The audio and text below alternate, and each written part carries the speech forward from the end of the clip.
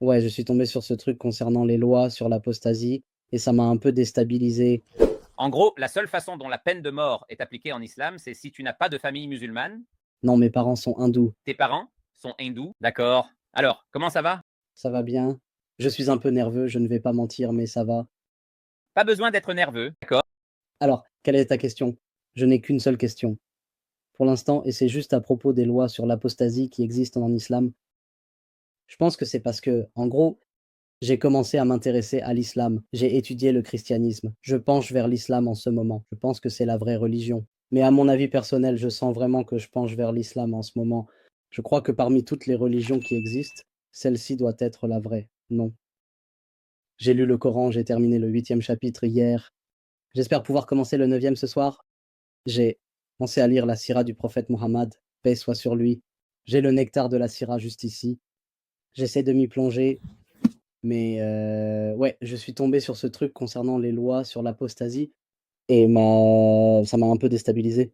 Parce que dans l'un des hadiths, je pense que c'était Hiya al-Bukhari 6922, 6922, quiconque change de religion islamique, alors tuez-le.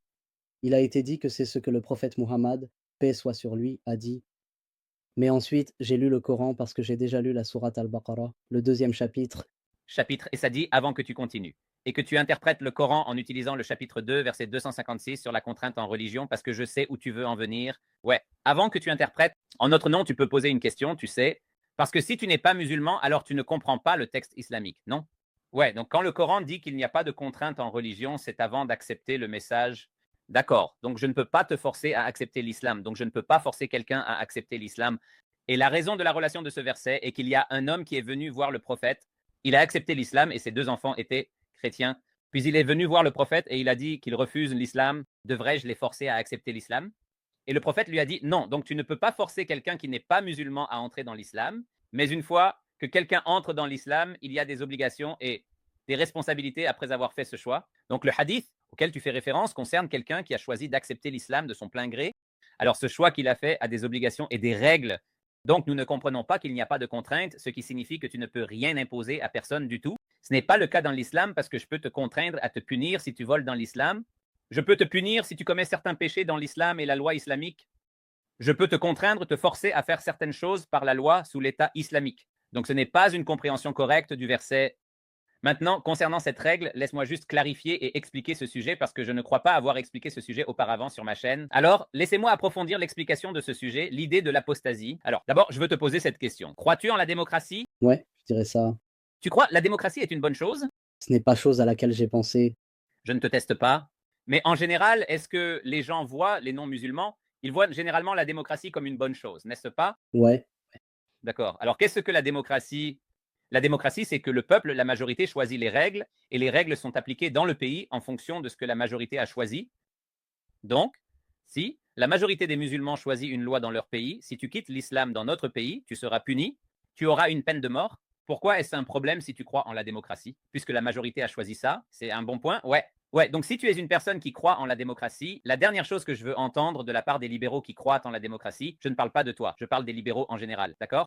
La dernière chose que je veux entendre des libéraux qui croient en la démocratie, c'est de venir se plaindre d'une loi qui ne peut être appliquée que dans un État islamique, parce que la loi concernant quelqu'un qui quitte sa religion et qui est puni ne peut être appliquée que dans un État de charia. Et au sein d'un État de charia, le leader devient le leader après un groupe de personnes appelé Alul Hilu wal Akyu. Il y a un C'est un système qui se met en place et ils choisissent le leader. Donc, si la majorité est d'accord avec le leader, d'accord avec la loi. Alors, si tu es quelqu'un qui croit en la démocratie, tu ne devrais pas avoir de problème avec la loi sur l'apostasie. C'est la première chose que je vais dire. C'est juste une réponse d'un point de vue laïque, d'accord, d'un point de vue islamique. Comme je l'ai dit, cela ne peut être appliqué que par le leader. La deuxième chose est comment savoir si quelqu'un a quitté sa religion. eh bien, je vais supposer que s'il en parlait ouvertement, comme s'il ne le fait pas, puis-je le savoir? Non, s'il le fait derrière des portes closes, pas vraiment, personne ne peut le savoir. Donc, la seule façon de savoir que tu as quitté l'islam, c'est que tu viennes et que tu me dises que tu as quitté l'islam. La seule façon pour un musulman ou un État d'établir qu'un individu a quitté l'islam, c'est que cet individu vienne lui-même et le déclare, déclarer clairement en public qu'il a quitté la religion de l'islam. Donc maintenant, il ne se contente pas de quitter l'islam, il incite aussi d'autres personnes à quitter l'islam. Parce que quand il déclare quelque chose à voix haute devant d'autres personnes, alors cette chose peut devenir une habitude pour d'autres ou quelque chose de facile à faire pour d'autres aussi. parce qu'il a fait ça, je peux le faire. Et puis, quand tu as plusieurs individus qui s'émeuvent et se rejoignent pour quitter l'islam, d'accord, nous n'allons pas suivre la charia islamique maintenant parce que nous avons quitté l'islam. Tu ne me dis pas de ne pas boire, tu ne me dis pas de ne pas voler.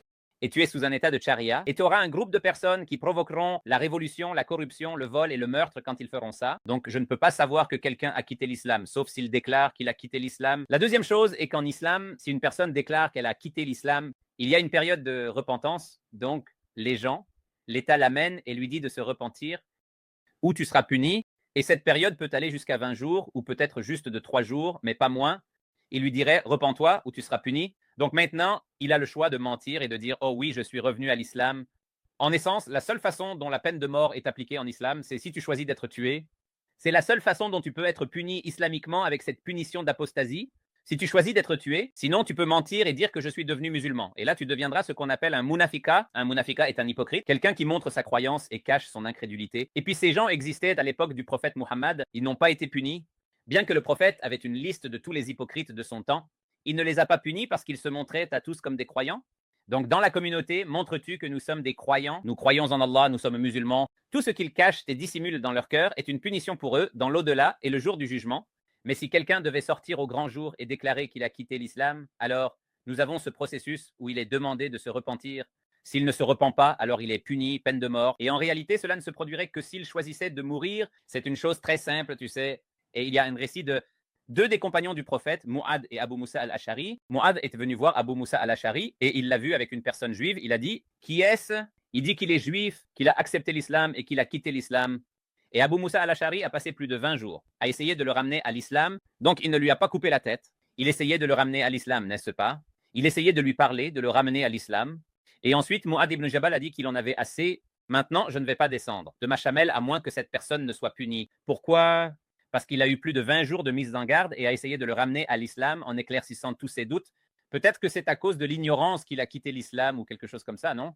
Donc, islamiquement, il n'y a rien de plus juste que l'islam. Et comme je l'ai dit, tu ne peux pas être puni par la loi de l'apostasie à moins que tu choisisses toi-même d'être puni parce que tu dois ignorer. Le fait de dire que, d'accord, je suis revenu à l'islam, c'est clair maintenant. Ouais, clarifie des choses. Si... D'accord, pas de problème. C'est la seule question que tu as. Ouais, moi, c'était vraiment la seule question que j'avais. Ça me trottait dans la tête depuis un moment, en lisant et en faisant des recherches. Et si tu as des questions, tu es le bienvenu pour revenir. Et moi aussi. Avant de partir, je voulais juste te dire un grand merci pour ton contenu, parce que l'islam m'a beaucoup aidé en termes de... Je ne suis pas encore musulman, mais j'y ai trouvé beaucoup de paix.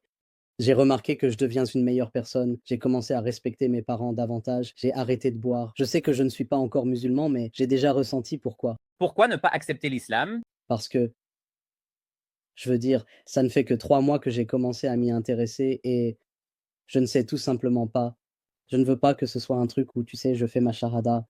Et puis un autre problème surgit demain. Il y a autre chose sur laquelle j'ai des doutes concernant l'islam. Mais ensuite, Non, mais ce n'est pas une mentalité saine à avoir, je dirais. Parce que penser que peut-être quelque chose va arriver, c'est juste suivre des conjectures. Tu sais, Allah dans le Coran dit clairement que ses croyants ne suivent que des conjectures. Donc ce n'est pas une bonne chose de suivre des conjectures, n'est-ce pas? J'en ai des preuves complètes que quelque chose a du sens à ce moment-là, je devrais le suivre, à moins que je ne tombe sur quelque chose, alors je commence à poser des questions. Mais en général, si tout cela a du sens pour moi, alors je devrais m'en tenir à ce qui a du sens pour moi. Je ne vais pas te forcer à le faire, mais je pense que tu es prêt, ça a du sens pour toi, alors tu devrais le faire. comme, ouais, ça a du sens. Et ça m'a beaucoup aidé, comme je l'ai dit, en tant que personne. Mais ouais, merci parce que ton contenu que tu publies a vraiment répondu à beaucoup de questions. Je ferai certainement la shahada avec cette personne. Et j'ai beaucoup raisonné avec cette vidéo. Et il y a certaines questions que j'avais. Serais-je pardonné? Je fais des péchés, je fais encore des erreurs et tant de choses que tu n'es pas le seul à dire, mais d'autres youtubeurs de Dawa aussi. Ça m'a beaucoup aidé et je tiens vraiment à te remercier. Inch'Allah, je vois que tu es là, tu sais. Et si jamais tu veux revenir et faire ta shahada, je serais ravi de le faire. Non, mais honnêtement, je ne peux pas. Assez insister là-dessus. Merci beaucoup, pas de problème. Avec plaisir, frère. Tu m'as tellement aidé.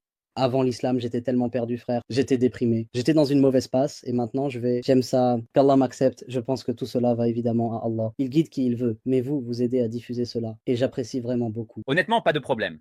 Non, vas-y. Merci, mec.